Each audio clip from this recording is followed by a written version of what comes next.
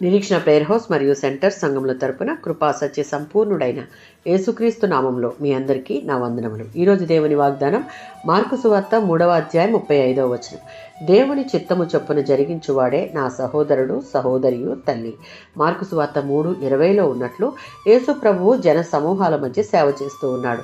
ఆయన స్వస్థపరిచే కార్యాల వల్ల జన సమూహం ఆయన సభలకు రావడం ఎక్కువైంది.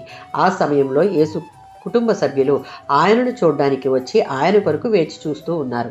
తన తల్లి సహోదరులు బయట నిలుచుని ఉన్నప్పుడు యేసు శిష్యుల వైపు చూసి దేవుని చిత్తము చొప్పున జరిగించువాడే నా సహోదరుడు నా సహోదరి నా తల్లి అని చెప్పాడు. ఈ మాట కుటుంబాన్ని అవమానించడానికి కాదు, కానీ దేవుని రాజ్యంలో ఉన్నటువంటి సంబంధం ఎంత గొప్పదో చూపించడానికి ఈ మాట యేసు ప్రభు చెప్తూ ఉన్నాడు. దేవుని చిత్తం అంటే దేవుని దగ్గర పశ్చాత్తాపంతో పాపాలు ఒప్పుకొని దేవుని ప్రేమిస్తూ స్థిర విశ్వాసం కలిగి అన్ని విషయాలలో విధేయత కలిగి జీవించుట. అంటే దేవుని మాట వినడం కాదు, కానీ కష్టమైన ఆ మాటలకు సంపూర్తి విధేయత చూపిస్తూ చేయువారినే దేవుడు తన ఆత్మీయ కుటుంబంలో స్థానం ఇస్తాడు. ఆ స్థానం ఎటువంటిదంటే రక్త సంబంధం కన్నా లోతైన బంధం చేత మనలను దేవుడు చేర్చుకుంటాడు. ఈ బంధం శాశ్వతమైనది. మత్తయి సువార్త 12వ అధ్యాయం 45-50 వచనాల్లో ఉన్నట్లు యేసు నా తండ్రి చిత్తం చేయువాడే నా సహోదరుడు అంటూ ఉన్నాడు.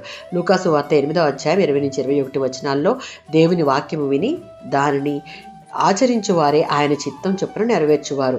ఆయన మనలను ప్రేమించిన ప్రకారం మనం ఆయనను ప్రేమించే వారంగా ఉండాలి.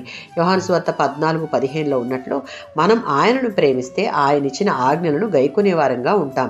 మొదటి యోహాను పత్రిక 2:17లో ఉన్నట్లు ఆయన ఆజ్ఞానుసారంగా నడిచేవారమైతే దేవుని చిత్తాన్ని కష్టమైనా ఇష్టపడి చేసేవారంగా ఉంటాం. అలా ఉంటే ఆయనతో నిత్యం నిలిచే ఆత్మీయ బంధంతో పాటు నిత్యం నిలిచే వారంగా ఉంటాం. అట్టి కృప మనందరం పొందుదుము గాక.